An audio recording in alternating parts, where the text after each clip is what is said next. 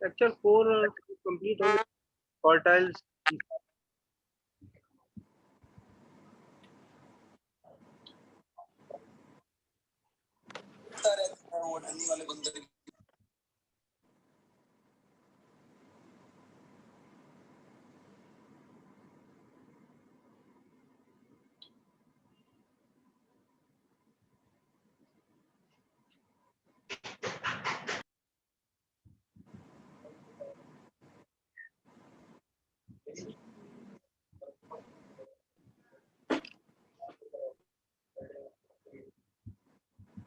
Inspector Clark.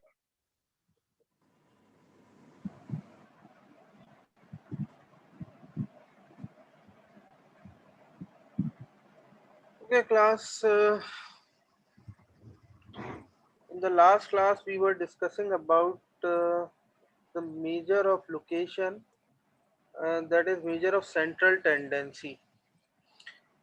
ये जो numerical measures हैं, इन न्यूमेरिकल मेजर्स में दो इम्पोर्टेंट टॉपिक्स हैं, एक मेजर ऑफ सेंट्रल टेंडेंसी का और एक मेजर ऑफ वेरिएबिलिटी या मेजर ऑफ डिस्पर्जन जिसे आप कहते हैं।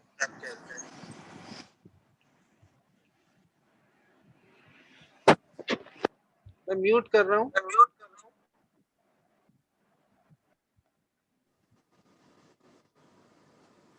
अब अगर कोई बात कहनी हो तो आप मुझसे डायरेक्ट ऑफ करके उसको पूछ सकते हैं।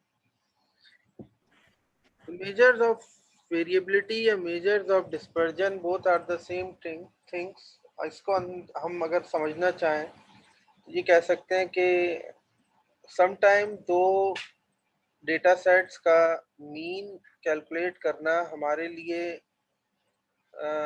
इररेलेवेंट होता है और हम उससे कुछ सिग्निफिकेंट फाइंडिंग नहीं ले सकते। तो इसलिए हम ये कहेंगे कि उसके लिए हमें मेजर्स ऑफ वेरिएबिलिटी या मेजर ऑफ डिस्पर्जन को देखना होगा या उस टूल की हेल्प लेनी होगी। मिसाल के तौर पर ये 5 बच्चे बैठे हैं, इनका एज ब्रैकेट ऑलमोस्ट सेम है, आगे पीछे होगा, लेकिन इससे पीछे वाली रो में लाइन से जो लोग बैठे हैं उनका एज ब्रैकेट 70 to 75 ईयर्स के दरमियान है। तो उस पूरे डेटा सेट का और इस पूरे डेटा सेट का कोई कंपैरिजन होगा क्या? नहीं होगा। इसका मतलब है दोनों के अंदर बहुत ज़्यादा डेविएशन होगी ना। अगर मैं इन 5 स्टूडेंट्स का और उन 5 का एवरेज ले लूँ एज का, तो हमारे पास कोई जो एवरेज एज ब्रैकेट आएगा वो 44-45 के अराउंड हो जाएगा, जो हमें मिसलीड करेगा कि एवरेज एज इन स्टूडेंट्स की 45 है। ऐसा ही है ना?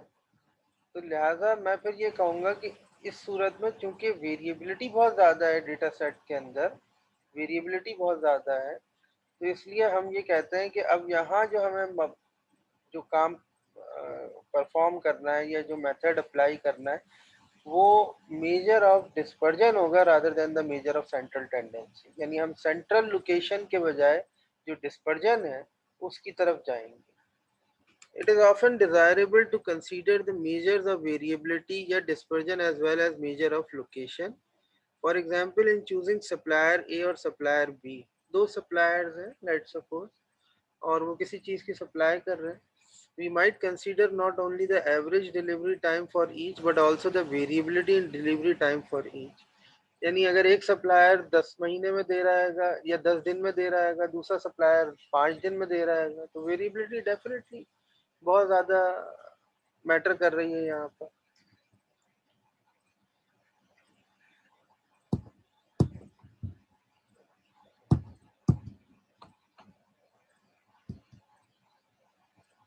अच्छा, ये जो मेजर्स ऑफ वेरिएबिलिटी है इसके ये एट्रीब्यूट्स हैं जो हमें देखने होंगे। एक रेंज है, सारे रेंज, पहला तो पॉइंट वही होगा ना कि रेंज क्या चीज़ है। रेंज बेसिकली ये बताएगी कहाँ से स्टार्ट हो रहा है कहाँ एंड हो रहा है। तो ये दोनों का जो डिफरेंस होगा असल में यही तो एक तरह से वेरिएबिलिटी को बता रहा होगा ना कि वेरिएबिलिटी कहाँ से कहाँ तक एग्जिस्ट कर रही है। तो रेंज सबसे पहला उसका एट्रीब्यूट है। रेंज के बाद ये कहते हैं inter quartile range. Quartile 4 equal parts में आप जब डिवाइड करेंगे तो 4 इक्वल पार्ट्स के अंदर एक क्वार्टाइल की भी रेंज होगी कि पहले क्वार्टाइल की रेंज कहाँ से स्टार्ट हो रही है, कहाँ जा रही है, दूसरे क्वार्टाइल की रेंज कहाँ से कहाँ जा रही है। तो that is inter quartile range. Variance, variance का मतलब चेंजिंग है, पूरे डेटा सेट के अंदर जो चेंजिंग आ रही है दैट इज द वेरिएंस। अब इनको देखना है कि हमें न्यूमेरिकली कैलकुलेट कैसे करना होगा।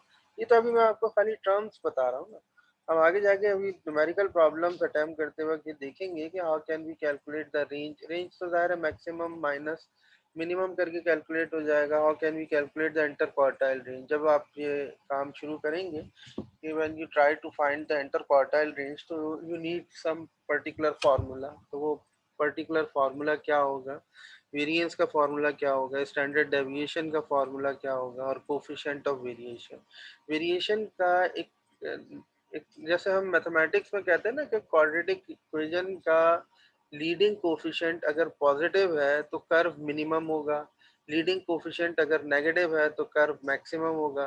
तो हम लीडिंग कोफिशिएंट को एज एन आइडेंटिटी लेते हैं और ये बताते हैं कि इस वक्त ये टर्म ये रिप्रेजेंट कर रही है कि कर्व विल बी मैक्सिमम और कर्व विल बी मिनिमम। ठीक है, तो उस सूरत में यहाँ पर भी एक है कोफिशिएंट ऑफ वेरिएशन। ये कोफिशिएंट ऑफ वेरिएशन जितना बड़ा होगा वेरिएबिलिटी उतनी ज़्यादा होगी डेटा सेट के अंदर। ये कोफिशिएंट जितना कम होगा वेरिएबिलिटी डेटा सेट के अंदर उतनी कम होगी। मिसाल के तौर पे सप्लायर ए और सप्लायर बी, सप्लायर ए का भी आपने कोफिशिएंट ऑफ वेरिएशन कैलकुलेट किया, सप्लायर बी का भी कोफिशिएंट ऑफ वेरिएशन कैलकुलेट किया और दोनों कोफिशिएंट को कंपेयर किया। जिसका कोफिशिएंट बड़ा है इसका मतलब उसकी उसका रेट ऑफ जो डिलीवरी है वो कम है और ज़्यादा है, और जिसका कम है उसका कम है, मतलब रेट ऑफ वेरिएबिलिटी। इसको हम ये कहते हैं कि by using the coefficient variation, coefficient of variation हम मालूम करते हैं। रेंज क्या चीज है? The range of a data set is the difference between the largest and smallest data values. ये जाहिर है मैं अभी बता भी चुका हूँ और बिल्कुल क्लियर है कि मैक्सिमम से मिनिमम पॉइंट को माइनस कर देंगे, मिनिमम वैल्यू को माइनस कर देंगे, देन यू कैन यू। ये चैप्टर 4 है, नील वेस की बुक से ये चैप्टर नंबर 4 है। ये एक दफा फिर कंफर्म कर लेते हैं।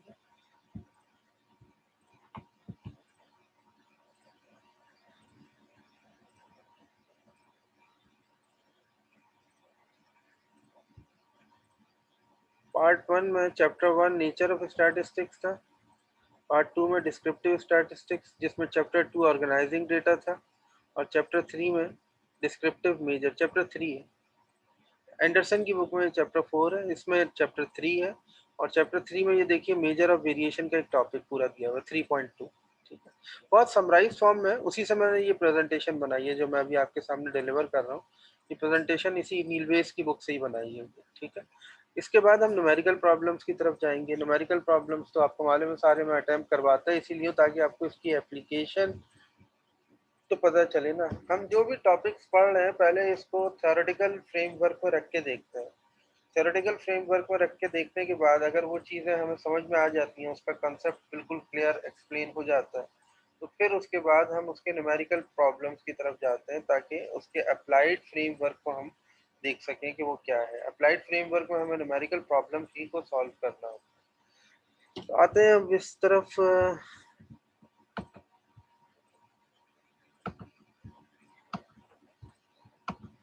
Range it is the simplest measure of variability. ये वेरिएबिलिटी का मेजर है, it's simplest. It is very sensitive to the smallest and largest data values. ठीक है, ये बहुत सेंसिटिव होता है smallest and largest data values के बारे में। मतलब स्मॉल सेंसिटिव का वर्ड इन्होंने जो यूज किया है वो इसलिए यूज किया है कि डेटा की वेरिएबिलिटी को असल में मैक्सिमम और मिनिमम वैल्यूज ही तो बताती हैं। एक आदमी बैठा है 17 साल का और एक आदमी बैठा है 70 ईयर्स का, 70 और 17 में एक बहुत बड़ा डिफरेंस है। इसकी सेंसिटिविटी को कौन मेजर कर रहा है? बेसिकली रेंज ही मेजर कर रही है। ठीक है, अब देखिए रेंज, आवाज जा रही है मेरे ख्याल में, मैसेज तो नहीं आया था कि इस तरह का कोई मैसेज हो गया आवाज नहीं जा रही है? आ रही है सर आवाज। आ रही है, ठीक है। तो range is equal to largest value minus smallest value. यहाँ पर भी इन्होंने डेटा को अरेंज किया होता है असेंडिंग ऑर्डर में। तो उस असेंडिंग ऑर्डर को देखते हुए इन्होंने ये बता दिया कि आप इसकी रेंज कैसे कैलकुलेट कर सकते हैं। इंटर क्वार्टाइल रेंज थोड़ा सा हम उससे हट के ये देखते हैं कि what about the interquartile range, यानी क्वार्टाइल्स में डिवाइड कर दिया आपने डेटा को, और क्वार्टाइल्स में डिवाइड करने के बाद उसकी रेंज अगर कैलकुलेट करेंगे तो इंटर क्वार्टाइल रेंज होगी। Of a data set is the difference between the third quartile and the first quartile. अब याद रखिए Q3 और Q1 का डिफरेंस जो है वो इंटर क्वार्टाइल रेंज देगी। Q3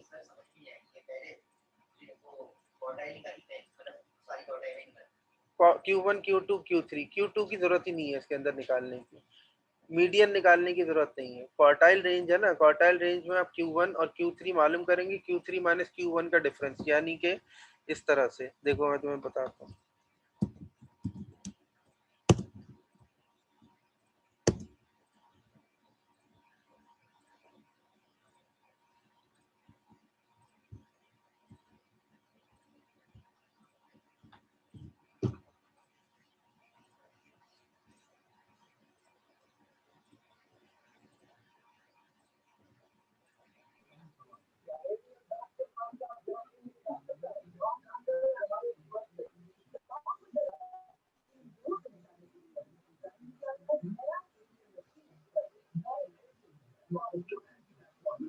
ये जो Q3 माइनस Q1 का डेटा डिफरेंस आ रहा है ना, ये पूरे डेटा सेट का, ठीक है। तो इससे हमें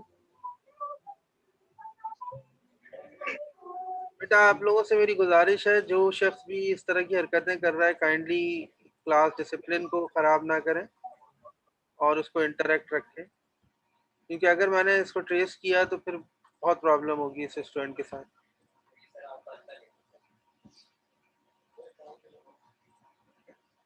बेटा मेरी कभी फिजिकल क्लासेस के बारे में सीनियर से पूछना, वो तुम्हें बताएंगे कि ओके क्लास।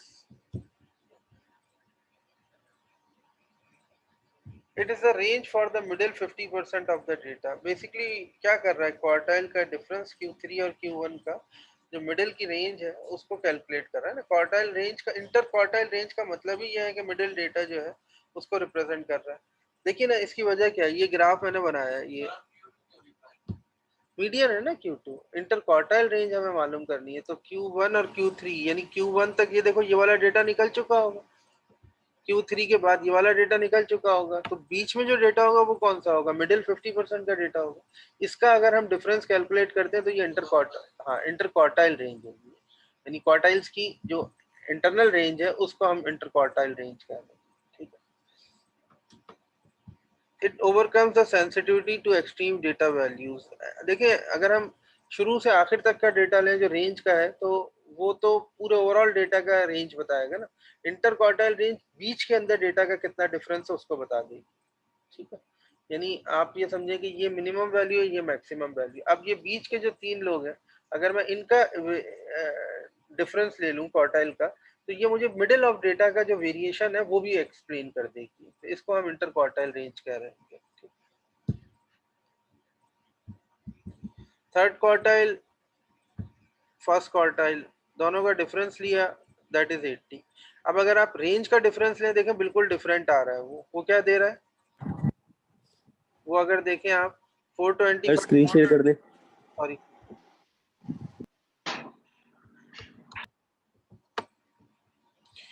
देखिए इंटर क्वार्टाइल रेंज में अगर आप दोनों का डिफरेंस देखना चाहें, रेंज का और इंटर क्वार्टाइल रेंज का, तो आप 615 लास्ट वैल्यू है, लार्जेस्ट वैल्यू, और 425 स्मॉलेस्ट वैल्यू।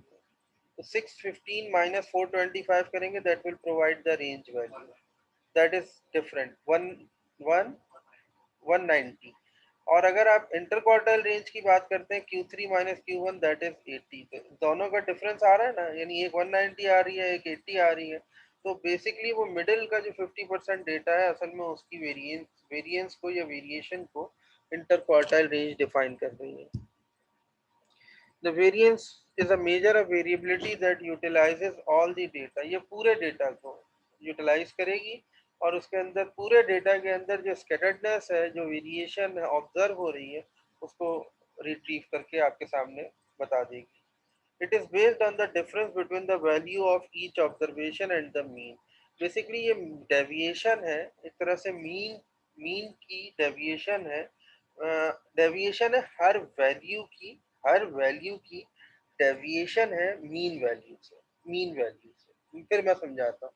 हमने स्टैंडर्ड डिसाइड किया कि इस सब्जेक्ट के अंदर मार्क्स स्कोर करने का मेरे नज़दीक स्टैंडर्ड कम से कम 70% है। क्या चीज़ है ये? 70% हमने एक मीन डिसाइड कर लिया। ये कंसेंसस हो गया कि मीन एवरेज 70% अगर मार्क्स हैं तो ये स्टैंडर्ड है। तुम्हारे आगे 80, इसका मतलब है तुम डेविएट कर रहे हो 10 मार्क्स पॉजिटिवली, ठीक है। तुम्हारे आगे 30, तुम डेविएट कर रहे हो 40%, 40 मार्क्स बिलो। तो हर एक को हम एक सेंटर पॉइंट से जो डेविएशन नजर आती है, कौन कितना दूर है, बेसिकली ये देख रहे हैं हम कि डेविएशन कितनी हो रही है, ठीक है। तो वेरिएंस इसको डिफाइन करती है। It is based on the difference between the value of each observation and the mean. X bar क्या है? सैंपल मीन है, और म्यू जो है वो क्या है? पॉपुलेशन मीन है। ये तो हम बता चुके हैं ना कि एक्स बार, अगर आपने पॉपुलेशन में से कोई सैंपल लिया है तो सैंपल का मीन एक्स बार है, और अगर पूरे पॉपुलेशन की मीन की बात करते हैं तो वो आपके पास म्यू है। तो इन दोनों का डिफरेंस ही बेसिकली हमें ये बताएगा कि मिड पॉइंट की बात नहीं कर रहे हम, तो एवरेज की बात कर रहे हैं ना। एवरेज इज अनदर थिंग और median is another thing. Median तो मिडिल वैल्यू है, जरूरी नहीं है कि उसके, यानी जो तुम्हारा सवाल है वो ये है कि अगर ये वैल्यूज है इस तरह से, तो अगर हम मीडियन ले लें तो जरूरी थोड़ी है कि ये एवरेज वैल्यू होगी। सेंटर पॉइंट, यानी सेंटर पॉइंट तो होगा ही है, लेकिन एवरेज वैल्यू तो पूरे डेटा सेट का रिप्रेजेंट करती है ना, कि ये है। मिसाल के तौर पर मैं आपसे कहता हूँ 1 2 3 और 50 और 4 और 5 और 6, समझ में आ रही है बात? अब देखो मिडिल वैल्यू कौन सी है? ये वाली है। लेकिन अगर देखा जाए तो ये एक सेंट्रल वैल्यू को तो नहीं रिप्रेजेंट कर रही, ये तो बिल्कुल डिफरेंट वैल्यू है। एक्चुअली मीडियन अगर तुम कहते हो तो मिडिल वैल्यू तो ये आ जाएगी, लेकिन ये डेटा की रिप्रेजेंटेटिव तो नहीं है ना इस वक्त, ठीक है। डेटा की एज एन आउटलायर काम कर रही है ये चीज। तो अब हम ये कहते हैं कि यार इसके लिए अगर हम एवरेज ले लें तो एक एवरेज पॉइंट आ गया ये वाला, ये स्टैंडर्ड पॉइंट बन गया। अब दूसरा, तो मिसाली तौर पे ये अभी मैंने कहा ना ये 70% है, लेट सपोज। अब मैं कहता हूँ किसी का 80 है तो वो कितना है? 10 टाइम डेविएट, 10 मार्क्स डेविएट कर रहा है। किसी के 90 है तो वो ज्यादा डेविएट कर रहा है। किसी के 75 है तो वो यहाँ डेविएट कर रहा है। तो इस तरह से हम क्या कहते हैं कि ये जो मेजर है। स्क्रीन नहीं आ रही आपकी। अरे यार,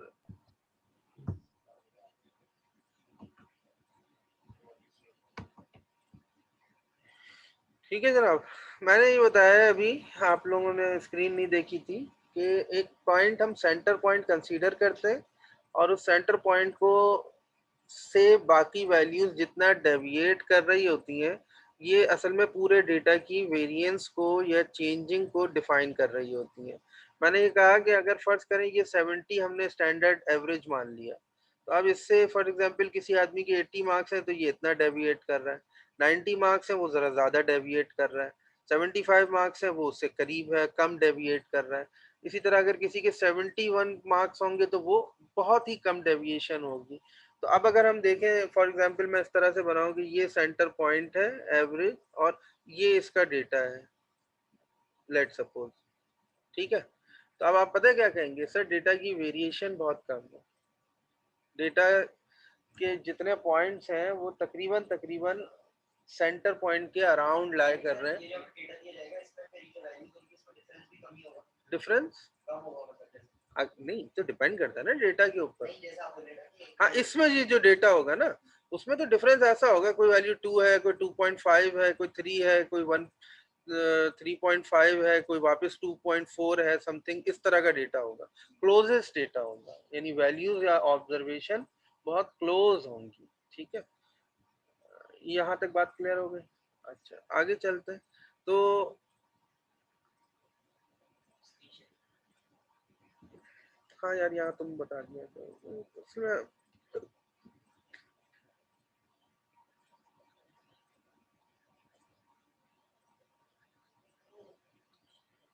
वेरिएंस कैलकुलेट करने का फॉर्मूला देख लें आप लोग, इसको नोट डाउन कर लें।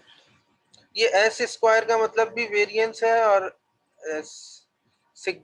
ये सिग्मा स्क्वायर का मतलब भी वेरिएंस है, पर डिफरेंस ये है कि एस स्क्वायर की वेरिएंस आप जब कैलकुलेट करेंगे जब सैंपल पैरामीटर्स लेंगे, और जब होल पॉपुलेशन का डिफरेंस लेंगे वेरिएंस कैलकुलेट करेंगे तो वो सिग्मा स्क्वायर से रिप्रेजेंट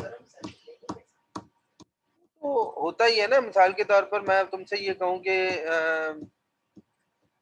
हमें इस फ्लोर पर जितने स्टूडेंट्स हैं, क्लासेस जो हो रही हैं, उन सबका एवरेज तो वो पूरी पॉपुलेशन होगी पहली बार। उसके बाद मैं ये कहता हूँ नहीं, एक काम करो, रैंडमली एक क्लास सेलेक्ट कर लो और इसमें जरा एवरेज ले लो, फिर हम उसको जनरलाइज कर लेंगे, तो ये सैंपल होगा। अच्छा, अब तुम कैसे लोगे? तुम्हारे पास जो डेटा गिवन होगा वो बता देंगे कि ये सैंपल मीन है, ये सैंपल डेटा है, या ये पॉपुलेशन डेटा है।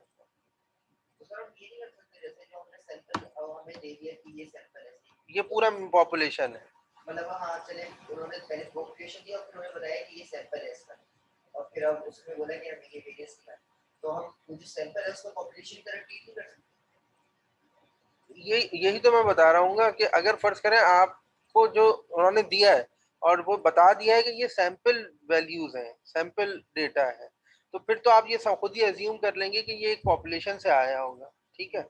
लेकिन अगर वो ये कहते हैं ये जस्ट डेटा है, तो फिर आप उसको एज अ पॉपुलेशन ही कंसीडर करेंगे। अच्छा, उससे फर्क क्या है? फर्क तो कुछ भी नहीं है। देखो, दोनों में डिफरेंस कहीं नजर आ रहा है तुम्हें? नहीं, S square N minus one का मतलब होता है सैंपल मीन के अंदर एक वैल्यू कम होती है, उसकी वजह ये सेम है ना। यही तो मैं बता रहा हूँ, सिर्फ पॉपुलेशन के लिए म्यू का मीन म्यू का सिंबल यूज करेंगे और उस सैंपल के लिए एक्स बार का सिंबल यूज करेंगे, ठीक है। अभी हम इसको आगे एग्जाम्पल से देखते हैं, न्यूमेरिकल एग्जाम्पल से, तो आपको और क्लियर होगा। Sir S square stands for sample variance.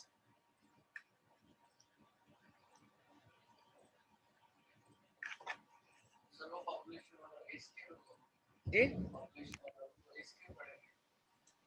और मेरे पास एक्सप्लेन कर दें लाइक कौन सी वैल्यू पिक करनी है। Sigma square, sigma square. बेटा, आपने जो सवाल किया है थोड़ा सा रिपीट कर दें, कैटेगोरिकली क्या कहना चाह रही हैं आप?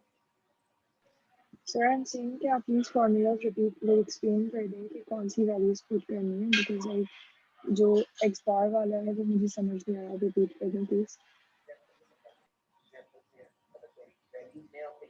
हाँ हाँ, थोड़ा सा पेशेंस रखें। मैं अभी एक नहीं, दो नहीं, चार नहीं, तकरीबन 10 to 15 प्रॉब्लम्स अटेम्प्ट करूंगा इसके एग्जाम्पल्स के साथ ना, न्यूमेरिकल प्रॉब्लम। पहले इसके थ्योरेटिकल फ्रेमवर्क में रख के समझ लें एक दफा। तो इसमें अगर आपको कोई चीज पूछनी है जो समझ नहीं आई हो तो वो मुझे बता दें, मैं एक्सप्लेन कर देता हूँ। अदरवाइज इसके बाद हम न्यूमेरिकल प्रॉब्लम्स की तरफ जाएंगे। जी बेटा, ठीक है। Okay sir.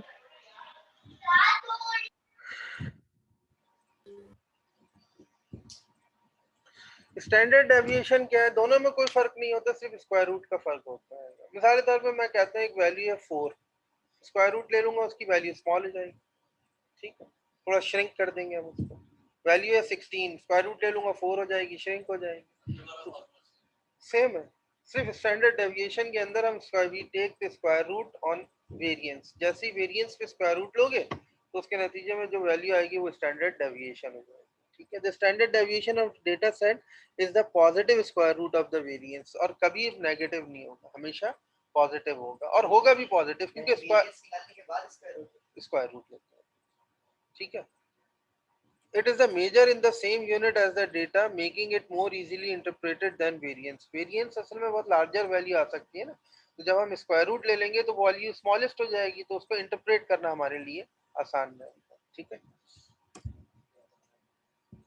सर तो हमें अगर स्टैंडर्ड डेविएशन फाइंड करना हो तो पहले वेरिएंस फाइंड करेंगे फिर होगा ये हाँ, मैं सारा। फॉर्मूला दिखा रहा हूँ आपको, देखें फॉर्मूला देखें, तो आप कंपेयर कर सकते हैं। ये देखिए, ये वही चीज है ना, एस स्क्वायर आपने पीछे कैलकुलेट किया था, उसका स्क्वायर रूट ले लिया। पॉपुलेशन के लिए सिग्मा स्क्वायर कैलकुलेट किया था, उसका स्क्वायर रूट ले लिया, और ये पॉजिटिव वैल्यू होगी हमेशा। अच्छा, ये देख लें अगर आप, तो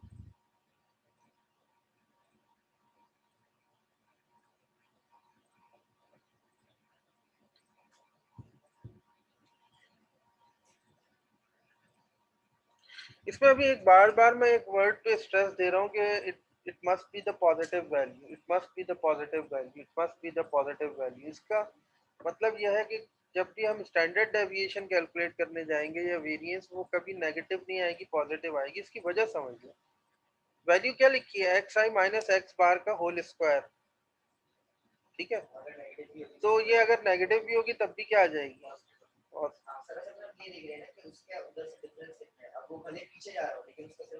हम तो सिर्फ डिस्टेंस देख रहे हैं, ठीक है। वो जो डिस्टेंस होगा ना उसका अपने सेंटर पॉइंट से, तो distance is a scalar quantity and it can not be negative, negative नहीं हो सकती। और स्क्वायर वैल्यू ये बता रही है कि इवन पावर है ना उसकी, तो वो हमेशा पॉजिटिव ही आएगा, ठीक है। अच्छा जनाब, coefficient of variation. The coefficient of variation indicates how large the standard deviation is in relation to the mean. जो कोफिशिएंट ऑफ वेरिएशन है, मैंने अभी आपको बताया था कि आप ये जब भी मालूम करते हैं, calculate whenever you calculate the coefficient of variation, it will indicate that how large the standard deviation is in relation to the mean. Mean से स्टैंडर्ड डेविएशन का रिलेशनशिप क्या है, कितना लार्ज है, ठीक है। ये कोफिशिएंट ऑफ वेरिएशन डिफाइन करेगा। कोफिशिएंट ऑफ वेरिएशन जितना ज्यादा है उतना ज्यादा जो है आप समझ लें कि डिफरेंस है दोनों के दरमियान।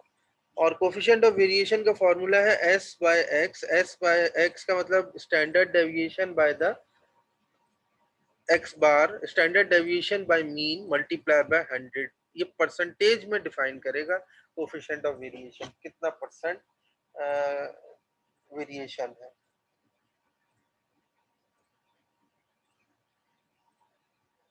ये फार्मूलाज आप याद रखेंगे। इन फार्मूलाज को यूज करते हुए हम अब आगे जाके सारी कैलकुलेशन परफॉर्म करेंगे।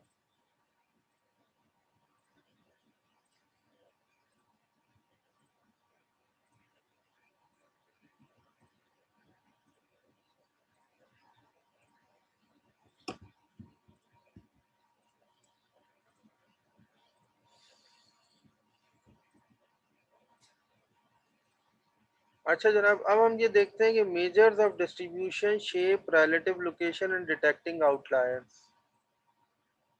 आप आज क्या डेट है, 12 है ना? ओ, आज 12 है, 12 ऑफ अक्टूबर। हमारी लास्ट डेट ऑफ जो टीचिंग है वो किसी को मालूम है क्या है? 1 दिसंबर है क्या?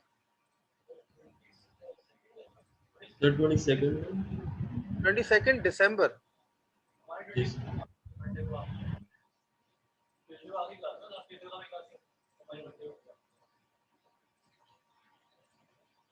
ठीक है। मुझे असल में अपना ये जो पेस है ना, इसको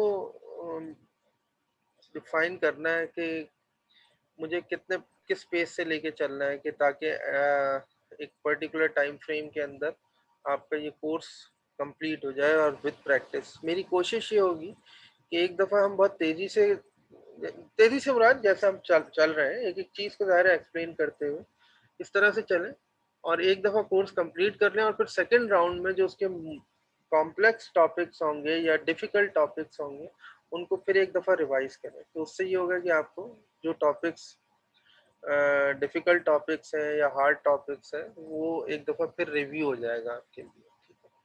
डिस्क्रिप्टिव स्टैटिस्टिक्स की तरफ हम आते हैं, that is numerical measures. Descriptive statistics के अंदर न्यूमेरिकल मेजर्स का ही ये चीज़ें हैं। और क्या है मेजर्स ऑफ डिस्ट्रीब्यूशन शेप? यार ये तो बहुत सिंपल सी बात है, ये रहा ना distribution shape.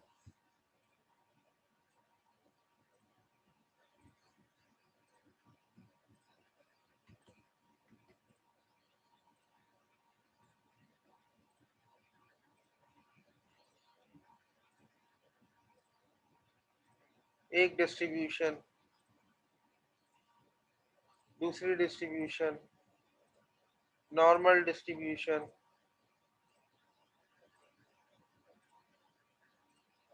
Another distribution, highly skewed distribution है ये, मॉडरेटली स्क्यूड डिस्ट्रीब्यूशन है ये, मॉडरेटली स्क्यूड डिस्ट्रीब्यूशन है, नॉर्मल डिस्ट्रीब्यूशन है, या सिमेट्रिकल शेप कह सकते हैं। तो इन डिस्ट्रीब्यूशन को यहाँ आप कैसे मालूम कर रहे हैं? ग्राफ से मालूम कर रहे हैं। यानी ग्राफ बिल्कुल क्लियर बता रहा है कि भाई डिस्ट्रीब्यूशन सिमेट्रिकल है या नॉर्मल डिस्ट्रीब्यूशन है, लेकिन ग्राफ नहीं है तुम्हारे पास, नहीं है, डेटा गिवन है। ये तो एक डेटा की डिस्ट्रीब्यूशन फ्रीक्वेंसी टर्म में दी हुई है ना, तुमने प्लॉट कर दिया उसको और नॉर्मल डिस्ट्रीब्यूशन आ गई। भाई मिसाल के तौर पर तुम्हें एक डेटा दिया हुआ था उन्होंने क्लास इंटरवल की फॉर्म में, और यहाँ तुम्हारे पास फ्रीक्वेंसी गिवन थी, और वो कहता है 1 से 2 तक, और 2 से 4 3 तक, और 3 से 4 तक एंड समथिंग कुछ फ्रीक्वेंसी दी हुई है। तुम एक हिस्टोग्राम बनाओगे, हिस्टोग्राम बनाने के बाद उसको प्लॉट कर दोगे, ये आ जाएगा मिसाल के तौर पे इस तरह से। फिर क्या करोगे, उसके ऊपर एक कर्व ओवरलैप कर दोगे, तुम बता दोगे ये इसका शेप बन रहा है, नॉर्मली डिस्ट्रीब्यूटेड। तो ये शेप देख के तो हम बता सकते हैं कि डेटा नॉर्मली डिस्ट्रीब्यूटेड है, या इसमें स्क्यूनेस है, या वो पॉजिटिवली स्क्यूड है या नेगेटिवली स्क्यूड है, मॉडरेट स्क्यूड है। लेकिन अगर ग्राफ ना हो, फ्रीक्वेंसी डिस्ट्रीब्यूशन की बेस पर तुमने ग्राफ नहीं ड्रॉ किया हो, लेकिन तुम्हें सिर्फ डेटा गिवन हो, तो फिर how can we calculate the shape of distribution? फिर हम कैसे शेप ऑफ डिस्ट्रीब्यूशन को डिसाइड करेंगे? ये चीज़ हमें देखनी होती है। तो रिलेटिव लोकेशन का मतलब ये है कि उस पॉइंट से कितना, यानी एक पर्टिकुलर, जैसे मैं ये कहूँ ना कि हमारे पास रिलेटिव पोजीशन अगर हमें निकालनी है, तो हर स्टूडेंट की रिलेटिव पोजीशन इस पॉइंट से कितनी है, तो ये रिलेटिव लोकेशन होगी। And detecting outlier, sometime data के अंदर मैंने कहा ना कि एक ऐसी वैल्यू आ जाती है कि जिसको देखकर आप ये कहते हैं अरे यार ये तो आउटलायर है, यानी एक ऐसी वैल्यू जिसके बारे में मुझे ये डाउट हो रहा है कि ये this is not a correct value, ये करेक्ट वैल्यू नहीं है। अच्छा, वो अगर करेक्ट वैल्यू होगी भी तो हम उसको एज एन आउटलायर मानेंगे, और कैलकुलेशन में समटाइम उसको निकाल के कैलकुलेशन करेंगे, क्योंकि वो क्या करेगी, वो पूरे डेटा की डिस्ट्रीब्यूशन को या पूरे शेप को ओवरऑल चेंज कर देगी, ओवरऑल पूरे शेप को चेंज कर देगी। ठीक है,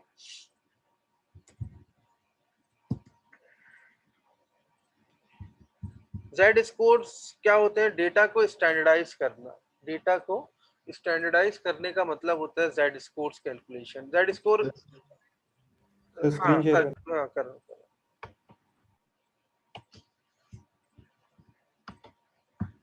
measure of distribution shape, relative location and detecting outlier. इसमें जेड स्कोर्स क्या है? जेड स्कोर्स का मतलब होता है कि हम we want to standardize the given data. हम स्टैंडर्डाइज करना चाहते हैं गिवन डेटा को, और उसका एक प्रोसीजर होता है कि इंडिविजुअल ऑब्जर्वेशन में से मीन को, सैंपल मीन को माइनस करें और divided by the standard deviation. Sample mean observation minus sample mean divided by the standard deviation will provide the standardized form of the data। ठीक है, तो इसको हम कैलकुलेट करते हैं जेड स्कोर। मैं आपको एक एग्जांपल देके समझाता हूँ जेड स्कोर की। आप लोग जो ऑनलाइन स्टूडेंट हैं वो सुन रहे हैं मेरी बात, गौर से सुनिएगा, मैं आपको एक एग्जांपल देके समझाता हूँ। किसी एक पर्टिकुलर रीजन में रेनफॉल हो रही है, ठीक है। अब वो रेनफॉल की कैटेगरीज बना रहे हैं, हम कैटेगरीज बना रहे हैं। वो कैटेगरीज हम ये बना रहे हैं कि 3 कैटेगरीज डिफाइन करते हैं, 3 कैटेगरी। एक कैटेगरी डिफाइन करते हैं ड्राई, एक कैटेगरी डिफाइन करते हैं नॉर्मल, एक कैटेगरी डिफाइन करते हैं वेट। नॉर्मल, वेट और ड्राई, 3 कैटेगरीज डिफाइन करते हैं। अच्छा, अब फर्ज करो मैं तुमसे कहता हूं कि कराची में जुलाई के मंथ में 3 मिलीमीटर रेन हुई है, एवरेज 3 मिलीमीटर रेन हुई है। क्या हुई है? Average 3 millimetre rain. फिर मैं तुमसे कहता हूँ नेक्स्ट ईयर जुलाई के मंथ में एवरेज जो रेन हुई है वो 15 मिलीमीटर है। फिर मैं तुमसे कहता हूँ कि नेक्स्ट ईयर जुलाई के मंथ में जो एवरेज रेन हुई है वो 50 मिलीमीटर है, लेट्स सपोज। अब तीनों डिफरेंट है ना, तीनों डिफरेंट है। तो अब तुम किसको ड्राई मानोगे, किसको वेट मानोगे, किसको नॉर्मल मानोगे। 3 अलग अलग वैल्यूज है। एक आदमी कहता है 3 मिलीमीटर की मेरे नजदीक वेट है, ड्राई तो नहीं है। एक आदमी कहता है 10 मिलीमीटर की मेरे नजदीक ड्राई है, वेट नहीं है। और एक कहता है 50 मिलीमीटर मेरे नजदीक नॉर्मल है, ना ड्राई है ना वेट है। अब ये प्रॉब्लम आ रहा है ना, समझ रहे हो मेरी बात। तो अब हम ये स्टैंडर्डाइज करना चाहते हैं कि यार किसको हम ड्राई कैटेगरी में डालें, किसको हम नॉर्मल कैटेगरी में डालें, किस एयर को ड्राई एयर माने, किस एयर को नॉर्मल एयर माने, किस एयर को वेट एयर माने। इसके लिए हमें डेटा को स्टैंडर्डाइज करना होगा। अगर हम डेटा को स्टैंडर्डाइज करते हैं तो फिर उसके नतीजे में हमारे पास कुछ कट ऑफ वैल्यूज आ जाएंगी, कट ऑफ रेंज आ जाएगी। उस कट ऑफ रेंज में हम ये बताएंगे कि इस रेंज से नीचे होगा तो ड्राई मानेंगे, इस रेंज से के ऊपर इस रेंज पर होगा, इस वैल्यू पर होगा, इस वैल्यू से नीचे होगा तो उसको ड्राई मानेंगे, इस वैल्यू पर होगा तो नॉर्मल मानेंगे, इस वैल्यू से अबव होगा तो उसको वेट कंसीडर करेंगे। ठीक है, ये स्टैंडर्डाइजेशन का एक प्रोसेस मैंने आपको बताया कि इसका पर्पस क्या होता है।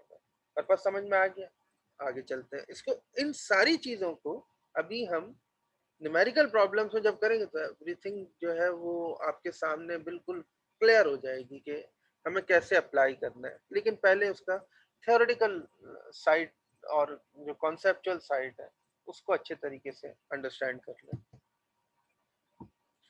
एक टॉपिक है स्क्यूनेस एंड कर्टोसिस का, वो मैं आपको एक्सप्लेन कर देता हूँ।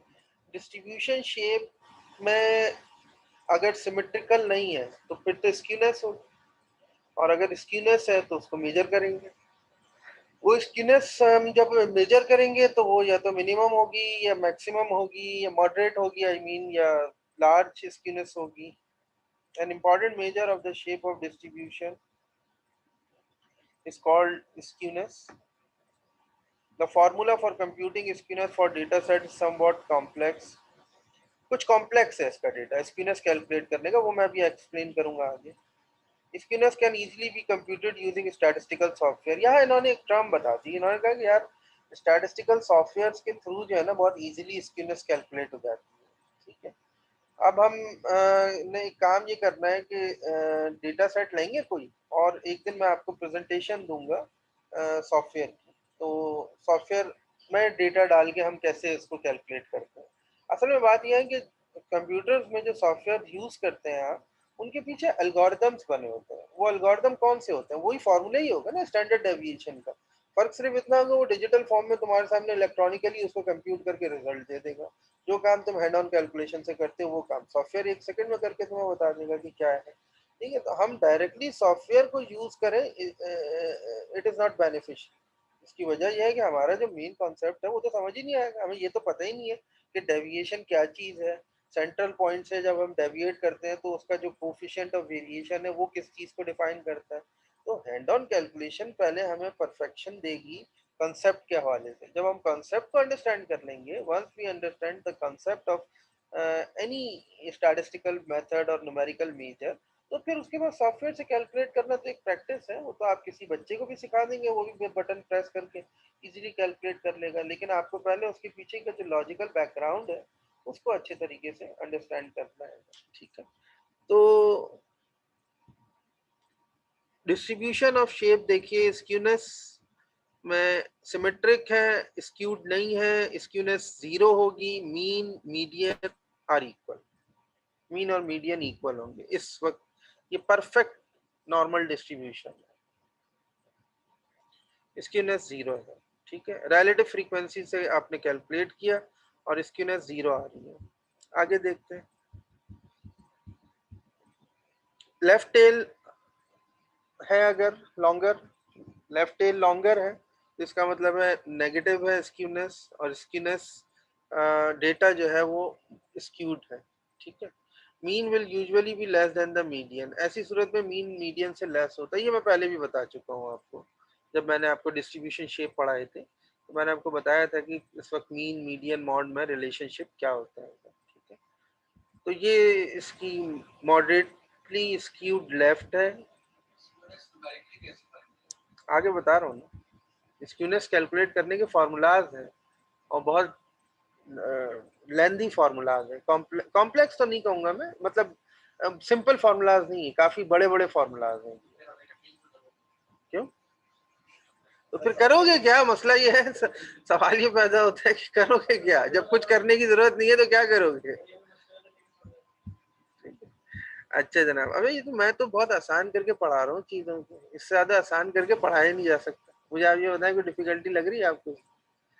इतना आसान करके पढ़ा रहा हूँ, हर चीज को एक्सप्लेन भी कर रहा हूँ और न्यूमेरिकल प्रॉब्लम्स भी करवा रहा हूँ, और कोर्स को आसान बनाने के लिए असाइनमेंट्स और जो क्विजेस दे रहा हूँ वो भी इतने फ्रेंडली इन्वायरमेंट के अंदर आप लोग आपस में डिस्कस भी कर रहे होते हैं, फिर भी मैं कुछ नहीं कह रहा होता है। चलो ठीक है, कम से कम इन्वॉल्व तो हो रहेंगे। असल में जब चीजें बहुत ज्यादा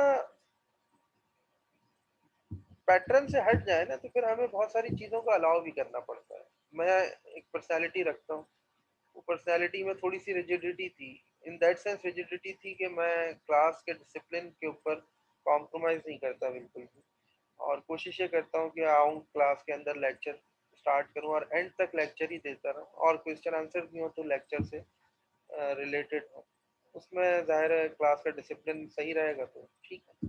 लेकिन अब जब से मैंने ये नोटिस किया कि इस वक्त ऑनलाइन स्टूडेंट्स हैं, कुछ इनकी लिमिटेशंस हैं, कुछ हमारी लिमिटेशंस हैं, और बहुत ज़्यादा है, मतलब जाहिर है, मैंने कहा ना, मैं अपने पोटेंशियल को एक्सप्रेस नहीं कर पाता पूरे। ये जो प्रोसीजर है, ये मैं I don't like this procedure teaching के लिए। मैं तो बोर्ड को समझता हूँ कि बोर्ड पे आप खड़े हैं, फिजिकली पढ़ा रहे हैं, बच्चे सवाल पूछ रहे हैं, उनकी क्वेरीज हैं, उनको रिजॉल्व कर रहे हैं, बहुत एक इन्वायरमेंट बेसिकली वो होता है। ब्लेसिंग थी हमारे लिए, आज हम टेक्नोलॉजी के इस दौर के अंदर जी रहे हैं, तो इन चीज़ों को यूज़ भी कर रहे हैं। अदरवाइज आज से कोई 30-40 years if we back 30 to 40 year, तो जाहिर है फिर सब कुछ सिस्टम खत्म हो चुका होता है। इसकी वजह यह है कि टेक्नोलॉजी भी नहीं होती, फिजिकल क्लासेस भी नहीं होती। तो बहरहाल ये अल्लाह ताला मामला बेहतर कर दें हमारे, और इस मसले को ख़त्म कर दें। स्क्यूनेस पॉजिटिव अगर है तो mean will usually more than the median, और शेप ऑफ डिस्ट्रीब्यूशन इस तरह से होगा, इसमें राइट टेल ज्यादा होगी इसकी। और हिस्टोग्राम इसलिए बना देते हैं कि हिस्टोग्राम ना बहुत क्लियरली प्रेजेंट कर देता है फॉरन शेप ऑफ डिस्ट्रीब्यूशन क्या हो रहा है।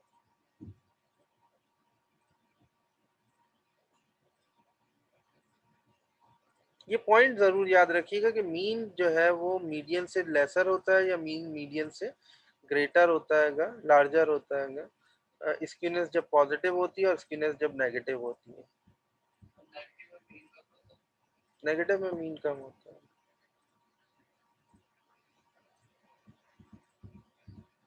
Highly skewed right, right tail बहुत लॉन्गर है। राइट टेल अगर ज़्यादा लॉन्गर है तो फिर उस सूरत में जो हमारा डेटा है उसको हम कहेंगे highly skewed right. Skewness is positive या highly skewed positive. Mean will usually be more than the median.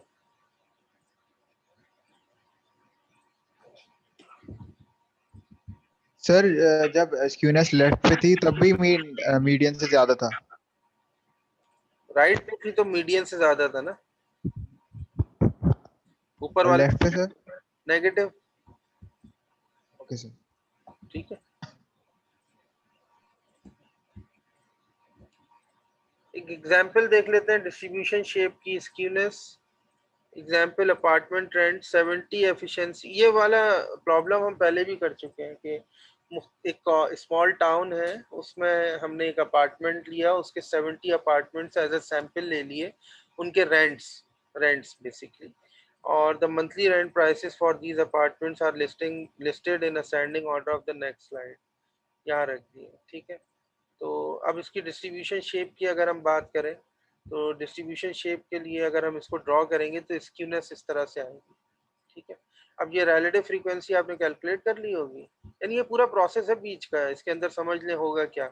आप minimum to maximum value calculate करेंगे, रेंज कैलकुलेट करने के बाद आप नंबर ऑफ क्लासेस डिसाइड करेंगे, नंबर ऑफ क्लासेस डिसाइड करने के बाद क्लास इंटरवल डिफाइन करेंगे, क्लास इंटरवल डिफाइन करने के बाद फ्रीक्वेंसी डिफाइन करेंगे, फ्रीक्वेंसी जब बन जाएगी तो फिर उसके टैली मार्क्स बनाएंगे, टैली मार्क्स बनाने के बाद उसकी रिलेटिव फ्रीक्वेंसी बनाएंगे।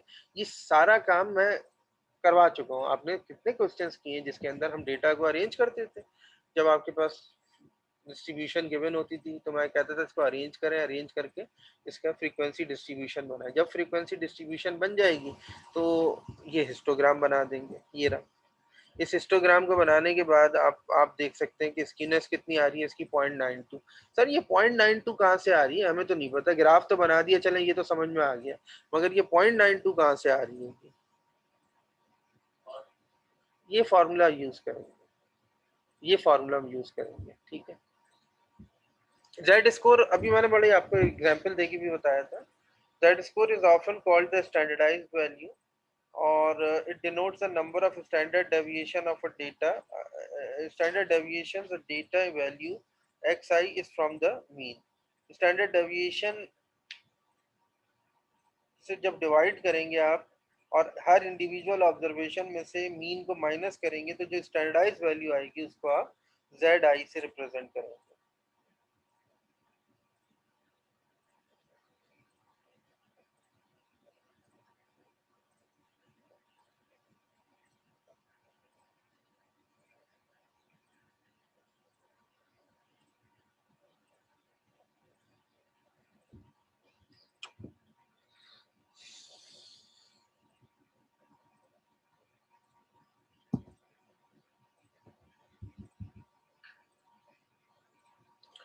एन ऑब्जर्वेशन z स्कोर, किसी भी ऑब्जर्वेशन का जो z स्कोर है, measure of the relative location of observation in a data set. Relative location बताएगा। रिलेटिव लोकेशन ये वो डेविएशन नहीं है जो मैं आपको पहले बता रहा था वेरिएशन वेरिएंस की फॉर्म में। ये रिलेटिव लोकेशन बताएगा ऑब्जर्वेशन की in a data set. A data value less than the sample mean will have a z score less than 0। अभी मैंने क्या बताया ना कि इन्होंने क्या किया, यहाँ पर सेकंड पॉइंट पे आप समझिएगा, इन्होंने 0 को समझे एक वो वैल्यू मान लिया। तो वो कहता है कि अगर डेटा वैल्यू सैंपल मीन की will have z score less than 0, अगर लेस देन 0 होगा तो डेटा वैल्यू को आप एक कैटेगरी में डालेंगे। और data value greater than the sample mean, अगर सैंपल मीन से ज्यादा होगा तो पॉजिटिव वैल्यू आएगी एक तरह से, और will have the z score greater than 0। यानी आपने तीन कैटेगरीज बना दी, 0, एक लेस देन 0 मतलब नेगेटिव, और एक ग्रेटर देन 0 मतलब पॉजिटिव। ठीक है, समझ में आ गई बात? सर ये वो जो बारिश वाली एग्जांपल दी है आपने वो वाली? जी जी जी जी, एग्जैक्टली, ठीक है। ठीक है। जैसे आपने भी देखने के उससे जैसे जिससे कम हुआ है वो नेगेटिव होगा, और जो उससे ज्यादा होगा वो पॉजिटिव होगा। और फिर तुम उनको तीन कैटेगरीज में डिफाइन कर सकते हो। एक कैटेगरी तुम्हारी नॉर्मल हो गई, एक कैटेगरी तुम्हारी ड्राई हो गई, एक कैटेगरी तुम्हारी वेट हो गई। ये मैंने एग्जांपल आपको दी इसीलिए थी ताकि आप जेड स्कोर को उस एग्जांपल पे रखकर ऑब्जर्व करेंगे तो बिल्कुल क्लियर हो जाएगा। ठीक है। A data value equal to the sample mean will have a z score of 0। Data value वही हो जो कि सैंपल मीन है, तो जाहिर है दोनों जब सब्ट्रैक्ट होंगे 0 आ जाएगा, तो आपके पास ऑटोमेटिकली जो z स्कोर वैल्यू है वो 0 आ जाएगी। z score of smallest value 425 xi minus x बार आपको मालूम है 490.80 था, divided by 54.74, that is standard deviation. अभी देखें मैंने स्टैंडर्ड डेविएशन का फॉर्मूला आपको नहीं बताया ना, फॉर्मूला से मुराद सॉरी फॉर्मूला बता तो दिया स्टैंडर्ड डेविएशन का। तो अब इस डेटा को आप फ्रीक्वेंसी डिस्ट्रीब्यूशन बनाने के बाद उसका स्टैंडर्ड डेविएशन कैलकुलेट करेंगे, मीन कैलकुलेट करेंगे, और फिर इसके अंदर से जब सब्ट्रैक्शन करेंगे तो जो वैल्यू आएगी वो जेड स्कोर की वैल्यू आएगी। ये जेड स्कोर लेसर है, इसका मतलब है जो डेविएशन है या जो स्टैंडर्डाइज फॉर्म है वो नेगेटिव है इस वक्त। ठीक है, इन्होंने सारे जेड स्कोर्स को यहाँ प्लॉट कर दिया। अब देखिए इतनी हायर डाटा वैल्यूज थी वो लोएस्ट फॉर्म में चली गई। यानी आप एक तरह से लॉग यूज करते हैं ना, लॉग क्यों यूज करते हैं? वैल्यूज को सिंप्लीफाई करने के लिए, लार्जर वैल्यूज को सिंप्लीफाई करने के लिए, स्मॉलेस्ट वैल्यूज में कन्वर्ट करने के लिए हम लॉग यूज करते हैं। लॉग कुछ नहीं करता, वो डेटा को क्या करता है, स्मॉलेस्ट वैल्यूज में कन्वर्ट कर देता है। इसी तरह यहाँ पर ये कह रहा है कि हम जो स्टैंडर्डाइज करते हैं तो उसमें नेगेटिव वैल्यूज आ जाती है, पॉजिटिव वैल्यूज आ जाती है, लेकिन स्मॉलेस्ट वैल्यूज बन जाती है, और डेटा को हमें ऑब्जर्व करना बहुत आसान हो जाता है। ठीक है, अगर मिसाल के तौर पे ये डिफरेंट स्पेल्स को रिप्रेजेंट कर रहे हैं तो ऊपर वाला देखिए ये सारा तकरीबन यहाँ तक ये जो डेटा है ये नेगेटिव है, तो इसकी जेड स्कोर वैल्यूज नेगेटिव है। उसके बाद जो डेटा है वो सारा क्या है, पॉजिटिव है। और इसकी हाईएस्ट स्टैंडर्डाइज वैल्यू 2.27 है और लोएस्ट स्टैंडर्डाइज वैल्यू -1.20 है।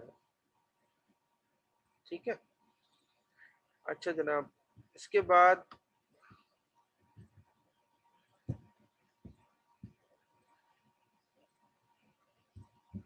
एम्पेरिकल रूल्स हैं, ये देख लें जरा से।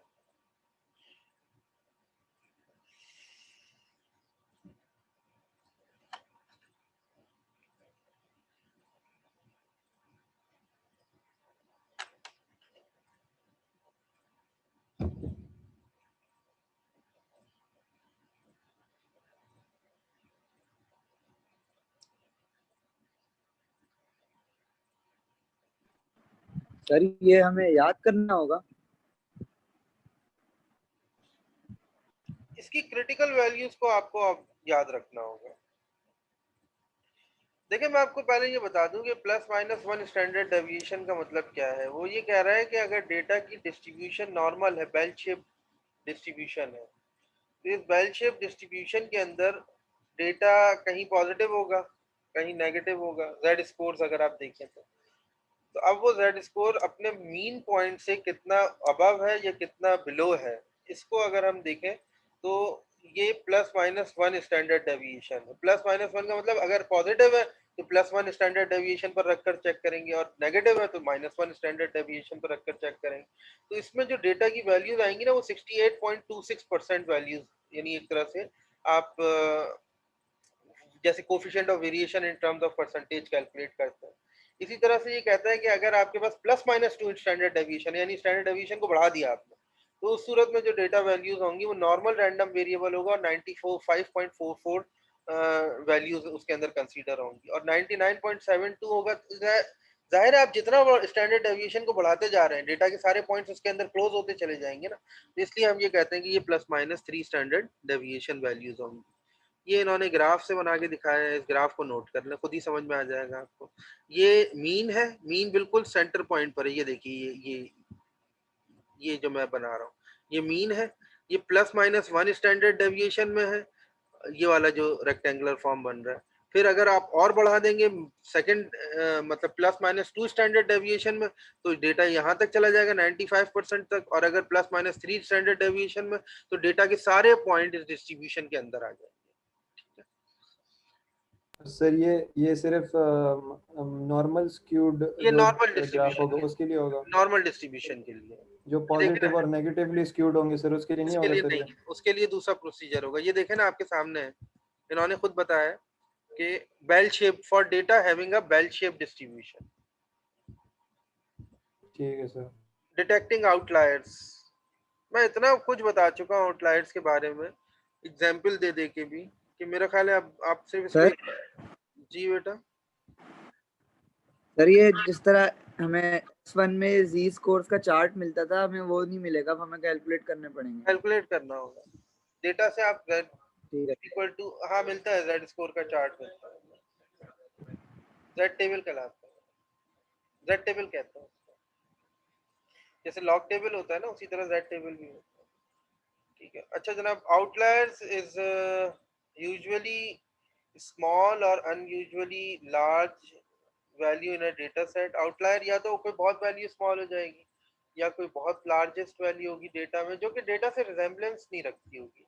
अब अगर डेटा से रिजेम्बलेंस नहीं है तो फिर उसके नतीजे में हम दायरा ये कहेंगे कि यार ये तो बहुत आउटलायर है। Data value with in a Z score less then -3 और greater than -+3 might be consider. अभी देखिए आउटलायर मैंने जेड स्कोर क्या बताया, +-1 standard deviation, +-2 standard deviation, +-3 standard deviation.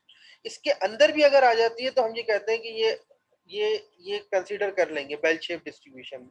लेकिन अगर +-3 स्टैंडर्ड डेविएशन के अंदर भी नहीं आ रही तो फिर हम उसको आउटलायर मानते हैं, फिर हम कहेंगे ये आउटलायर है, क्योंकि ये तो हमारी पूरी डिस्ट्रीब्यूशन से बाहर जा रहा है ना। जो हमारा डेटा डिस्ट्रीब्यूट हुआ है उस पूरी डिस्ट्रीब्यूशन से बाहर जा रहा है। हालांकि हमने ±3 स्टैंडर्ड डेविएशन तक ले लिया, उसके बावजूद वो उसके अंदर नहीं आ रहा, तो फिर यकीनन आउटलायर है। ठीक है,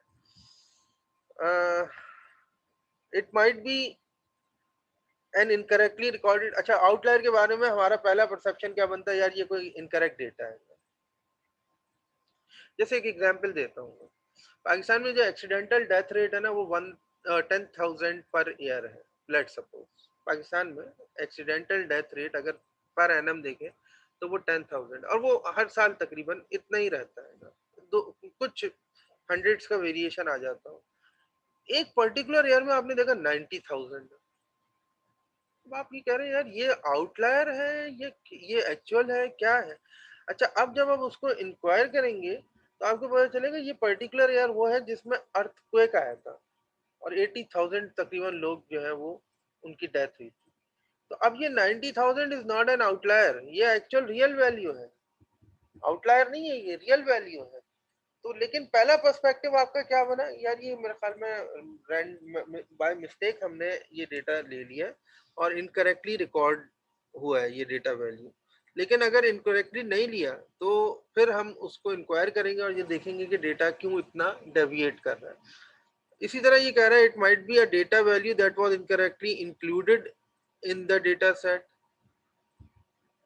हो सकता है आपने उस डेटा वैल्यू करेक्ट हो लेकिन इस डेटा सेट में आपको इसको इंक्लूड नहीं करना था।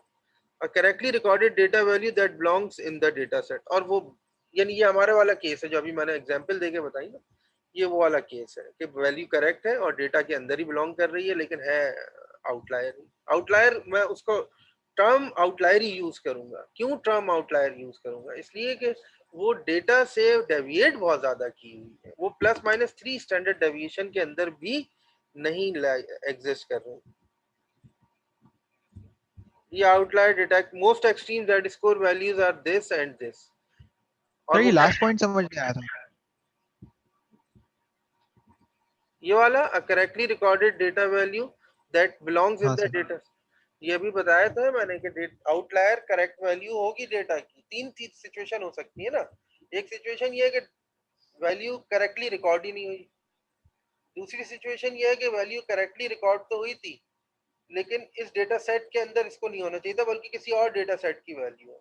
मिसाल के तौर पर मैं समझा देता हूँ, आप ये कहते हैं कि 90,000 डेथ हुई, बाकी हर सालों में 10 साल तो 10 इयर्स का you have 10 years data of accidental death, और हर 9 साल में डेटा बहुत मामूली सा वेरी कर रहा है एक दूसरे से ना, लेकिन एक पर्टिकुलर ईयर में 80,000 या 90,000 के अराउंड डेथ नजर आ रही है आपको, तो इसको आप आउटलायर ही मानेंगे। लेकिन इसकी तीन कंडीशन हो सकती हैं। पहला जो परसेप्ट यानी आपका जो कंसेप्ट बनेगा, ये दिमाग में बात आएगी, वो ये कि यार ये करेक्टली रिकॉर्ड नहीं हुआ, इनकरेक्टली रिकॉर्ड हुआ है।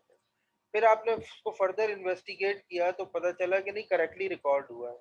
फिर आप ये कहते हैं कि ये जो 80,000 डेथ है ये अर्थक्वेक की वजह से हुई है, इसलिए इसको हम एक अलग कैटेगरी बना देते हैं, इसको एक्सीडेंटल डेथ रेट में नहीं ले जाते।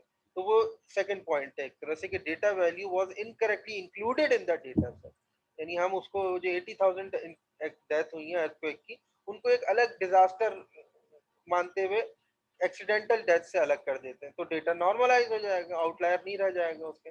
तीसरी वैल्यू ये कहता है कि नहीं आपको एक्सीडेंटल डेथ ही मानना है उसको और 90,000 ही लेना है, तो वो करेक्ट वैल्यू भी हुई और वो डेटा के अंदर शामिल भी हुई, तो इसलिए हम उसको आउटलायर तो मानेंगे कि यार ये पूरे डेटा की डिस्ट्रीब्यूशन को चेंज कर रहा है और उससे आउटसाइड लाई कर रहा है, लेकिन हम उसको रखेंगे डेटा के अंदर।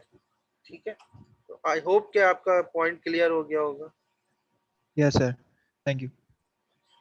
आखिरी ये पॉइंट है डिटेक्टिंग आउटलायर्स।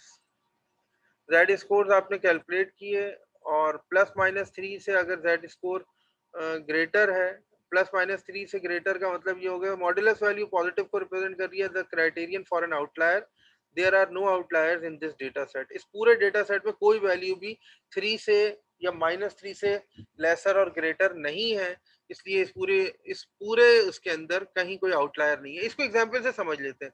आपने कितने अपार्टमेंट्स का डेटा कलेक्ट किया था? अभी तो बताया मैंने, ये रैंडमली जो हमने 70 अपार्टमेंट। अब हमने ये कहा था कि वो अपार्टमेंट का रेंट्स का डेटा असल में कलेक्ट किया था ना हमने। अच्छा, अब वो जो रेंट है, जब मैंने उनके Z स्कोर निकाले तो कोई भी ±3 स्टैंडर्ड डेविएशन से वो नहीं कर रहा, डेविएट नहीं कर रहा। इसका मतलब है इसमें कोई आउटलायर नहीं है। तो Z स्कोर असल में क्या काम कर रहा होता है? असल में आउटलायर्स बता रहा होता है। क्या बता रहा होता है? आउटलायर।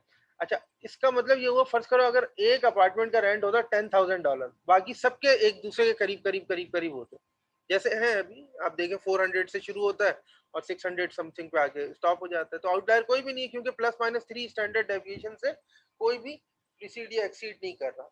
लेकिन अगर फर्ज करें किसी एक अपार्टमेंट का रेंट 10,000 होता, तो वो तो जाहिर है उसका जो Z स्कोर होता वो बहुत हाईएस्ट आता, यानी समथिंग कोई 7, 8, 9, 10 के अराउंड आता। इसका मतलब ये हुआ कि आउटलायर आ गया उसके अंदर, क्योंकि वो ±3 की कंडीशन के ऊपर एडजस्ट नहीं हो रहा। लेकिन इस पूरे डेटा सेट में इस वक्त कोई आउटलायर नहीं है और डेटा आपका बेल शेप्ड होगा,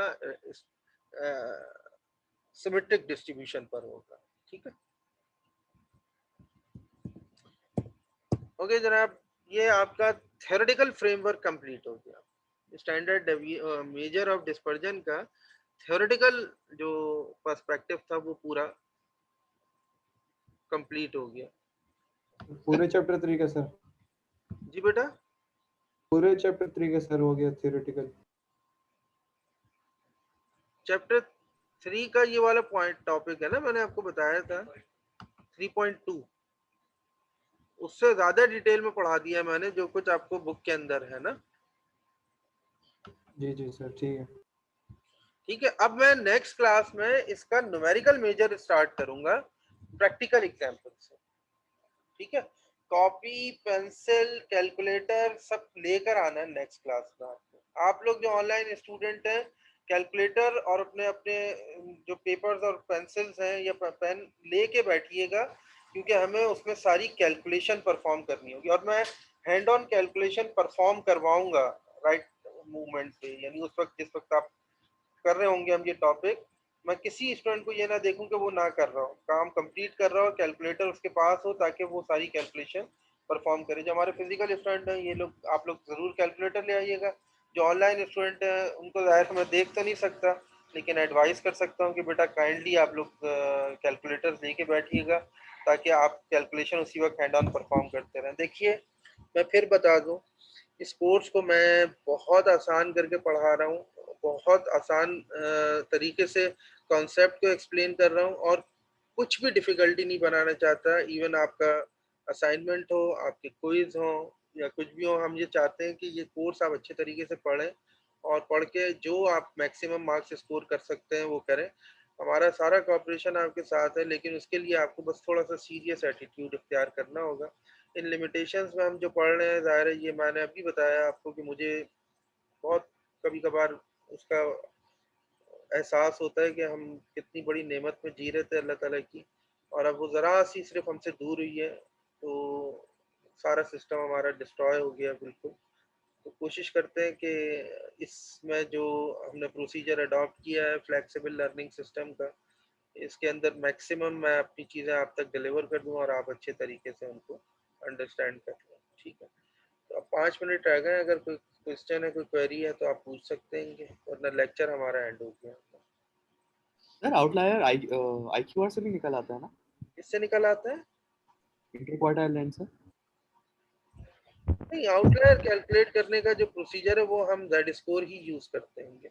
आउटलायर इंटर क्वार्टाइल रेंज से तो सिर्फ बीच का डेटा आएगा ना, बाकी डेटा तो नहीं आएगा हमारे पास। हम तो पूरे डेटा का आउटलायर कैलकुलेट करते हैं, होल डेटा सेट में से। हाँ, ये तो आ जाएगा, लेकिन जब बहुत बड़ा डेटा होगा तब कैसे पता चलेगा? सॉफ्टवेयर इसीलिए तो यूज करेंगे हम। सॉफ्टवेयर यूज करने के लिए मिनी टैब मैंने सोचा है कि मिनी टैब सॉफ्टवेयर यूज करें। पेपर में कैसे होगा, लेकिन असाइनमेंट में या क्विज में हम शामिल कर लेंगे उसको। मिनी टैब ठीक है जनाब, अगर कोई क्वेरी है तो पूछ लें, वरना फिर एंड करते हैं क्लास को। सर ये जो स्क्यूड वैल्यू होती है सर, ये फाइंड करने का जो फॉर्मूला है सर, ये हमारे कोर्स में तो नहीं होगा सर? क्यों नहीं होगा भाई, कोर्स में है यार, अभी पढ़ेंगे वो ना तो अपने आपने कहा है सर बड़ा लंबा है सर। लंबा है तो क्या है, छोड़ दें उसको? नहीं नहीं भाई, अटेम्प्ट करना है। हम तुम्हें उसको ठीक इतने है सर, आसान तरीके से पढ़ाएंगे कि इंशाल्लाह तुम्हें कोई प्रॉब्लम नहीं होगा उसके अंदर। ठीक है ठीक है, सर। ओके जनाब, अल्लाह हाफिज। सर एक चीज पूछनी थी सर, हाँ जो हाँ, सैम्पलिंग हमने की थी थोड़ा सा आहिस्ता। सर हाँ हाँ बोलो। जो सैम्पलिंग है जो असाइनमेंट में आई थी, हमने की हुई है वो उसकी, देखो, लेकिन मैं ये सवाल, इस क्वेरी का आंसर कम से कम 50 दफा दे चुका हूँ कि चैप्टर 1 थ्योरेटिकल चैप्टर था, मैंने उसको नेचर ऑफ स्टैटिस्टिक्स पढ़ाते हुए बहुत सारी चीजें डिटेल में एक्सप्लेन की थी, उसमें मैंने सैम्पलिंग को भी एक्सप्लेन किया था। लेकिन जब मैंने असाइनमेंट दिया है तो उस असाइनमेंट में मैंने कुछ ऐसे टॉपिक शामिल किए हैं जिन पर मैंने डिस्कशन नहीं किया था, लेकिन इसीलिए मैंने उनको असाइनमेंट में रखा है। उसकी वजह यह है कि असाइनमेंट का मतलब ही ये होता है कि आपको ओवरऑल कॉन्सेप्ट हमने दे दिया सैम्पलिंग का, अब आप उसको जरा डिटेल में स्टडी करेंगे, स्टडी करने के बाद जो आपका कॉन्सेप्ट बनेगा उसको असाइनमेंट में इनकॉर्पोरेट कर देंगे, ये चीज है। अगर कोई चीज आपने नहीं पढ़ी, आप उसको खुद पढ़ेंगे और बनाएंगे तो तभी तो असाइनमेंट है वो। फिर भी अगर कंफ्यूजन रहता है और कॉन्सेप्ट क्लियर नहीं होता तो आप ट्यूटोरियल के लिए हमारी जो टी है रमशा, उनसे पूछ सकते हैं। अच्छा, वो भी आप सेटिस्फाई नहीं होते तो मेरे पास रोज की तकरीबन 100 के अराउंड क्वेरीज आ रही होती हैं, स्नैपशॉट्स ले लेके बच्चे भेज रहे होते हैं और मैं हर क्वेरी का रिप्लाई कर रहा होता हूँ या उनको बता रहा होता हूँ।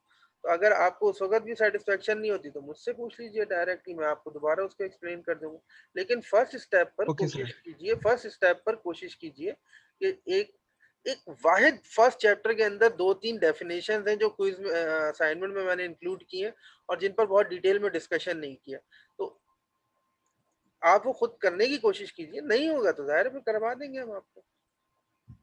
Okay sir, okay. ठीक है, यस सर, ओके जनाब, अल्लाह थैंक हाफिज। You sir. Thank you sir. अल्लाह हाफिज। हाफिज सर।